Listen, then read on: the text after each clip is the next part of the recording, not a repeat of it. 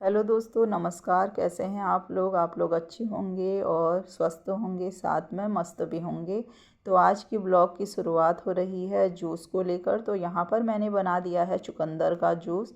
और कभी कभी मैं इसमें आंवला गाजर भी मिक्स करके बना लेती हूँ। तो आज आंवले भी नहीं थे और गाजर भी नहीं थे, तो मैंने सोचा क्यों ना चुकंदर का ही जूस बनाकर तैयार कर लूँ।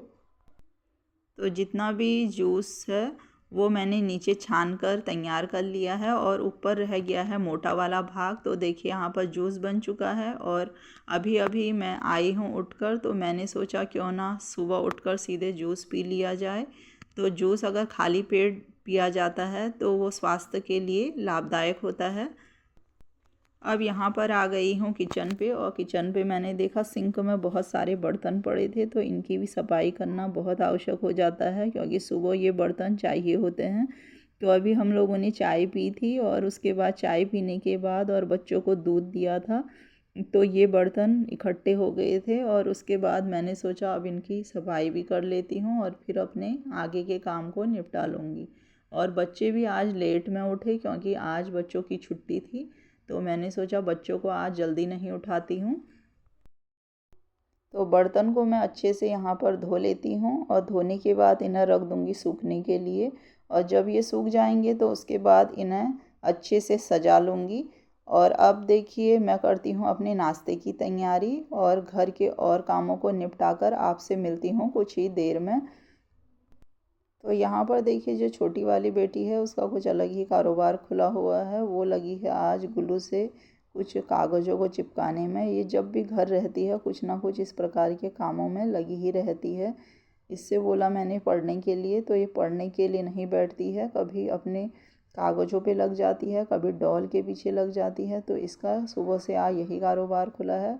और साथ में मैं इसे खिला रही हूँ नाश्ता भी, क्योंकि ये खाती नहीं है। इसे इसी प्रकार से थोड़ा थोड़ा करके इसे खिलाना पड़ता है।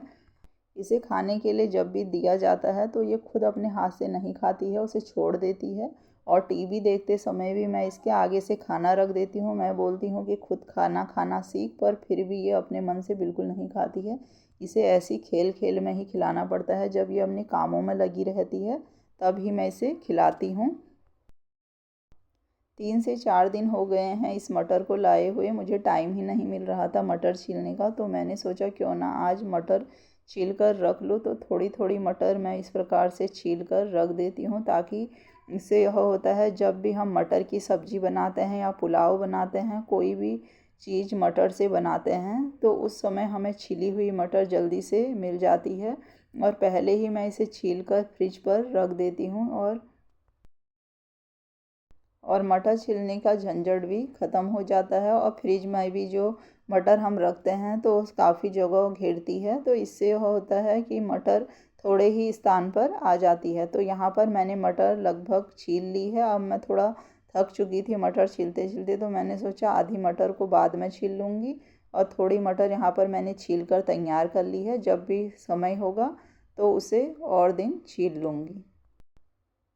तो यहाँ पर देखिए जो बड़ी वाली बेटी है, मैंने उससे बोला कि तू पढ़ाई कर ले, तेरे टेस्ट होने वाले हैं। तो उसे मैंने पढ़ाई पे जोर दिया है, पर वो पढ़ने के लिए आनाकानी कर रही थी, बोल रही थी पहले टीवी देखना है तभी पढ़ाई करूँगी। मैंने कहा तब तक तुझे टीवी नहीं देखने दूँगी जब तक तू पढ़ ना ले।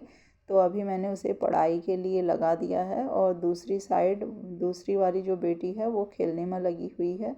तो उससे भी बोला था कि तू भी पढ़ ले, पर उसके तो बहाने ही होते हैं, वो कभी भी नहीं पढ़ती है। जितना भी बिस्तर मैंने तय करके रखा था वो उसने सब निकाल कर नीचे फैला दिया है और अपनी डॉल के साथ वो खेलने पर लगी हुई है।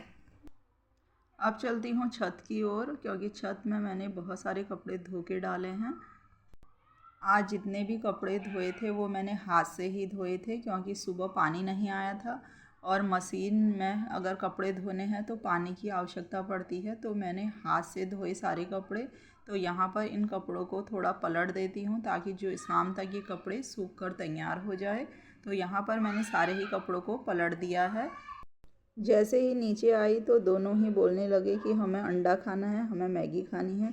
छोटी वाली कह रही थी कि मेरे लिए अंडा बनाओ और बड़ी वाली बोल रही थी कि मेरे लिए मैगी बनाओ। तो मैंने कहा एक ही चीज़ बनेगा, तो दोनों हल्ला मचाने लग गए, बोले कि मम्मी हमारे मनपसंद की चीज़ भी बना दिया करो। तो मैंने छोटी के लिए अंडा बनाकर रख दिया है और दूसरी के लिए बना रही हूँ मैगी।